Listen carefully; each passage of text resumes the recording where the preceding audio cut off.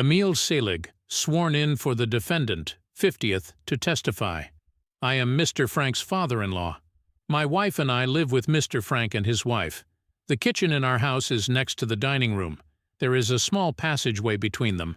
The sideboard in the dining room is in the same position now as it has always been. Mr. Frank took breakfast before I did on April 26th and left the house before I breakfasted. I got back home to dinner about 1:15. My wife and Mrs. Frank were eating then. They told me in the morning to come home a little sooner, that they wanted to go to Grand Opera that afternoon and have dinner a little earlier than usual, and I came home a little earlier. Mr. Frank came in after I did, about 1:20.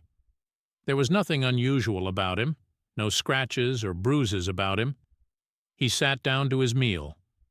The ladies left us while he was still eating.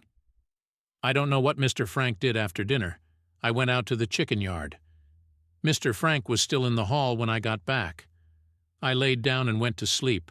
I did not see him when he left. I saw him about 6:30 that evening. Mrs. Frank and Mrs. Selig had not yet gotten back. They came in a short while. We ate supper about 7 o'clock. I noticed nothing unusual about him at supper.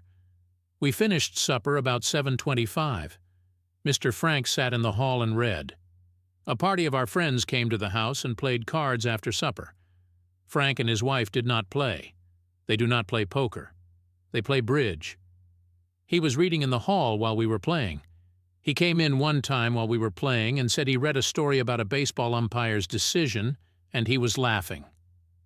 Frank answered the doorbell several times that evening when the guests came.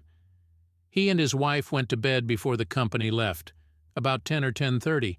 He came to the door and told us good night and went upstairs. His wife went up shortly afterwards. Our party broke up about 11:30. I did not hear the telephoning early Sunday morning. I saw no scratches on Frank Sunday morning. Cross-examination. I have never seen the servants move that sideboard. I say it was about 1:20 when Mr. Frank came home to lunch because I left town about 1:10. The car reaches our corner between 1:10 and 1:20. I got home a little after 1, about 1:10. Mr. Frank may have laid down and taken a nap after dinner. I don't know. I laid down and took a nap. Mr. Frank was gone when I woke up. I have heard Mr. Frank frequently call up the factory from his home at night.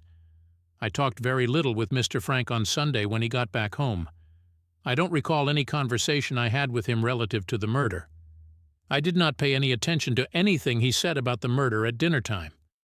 I have no recollection of telling coroner's jury that he did not leave before I got up. I don't know what I told coroner about talking to Frank that day. I knew that my son-in-law was superintendent of factory and that a girl was found killed there, and I did not refer to the subject that day.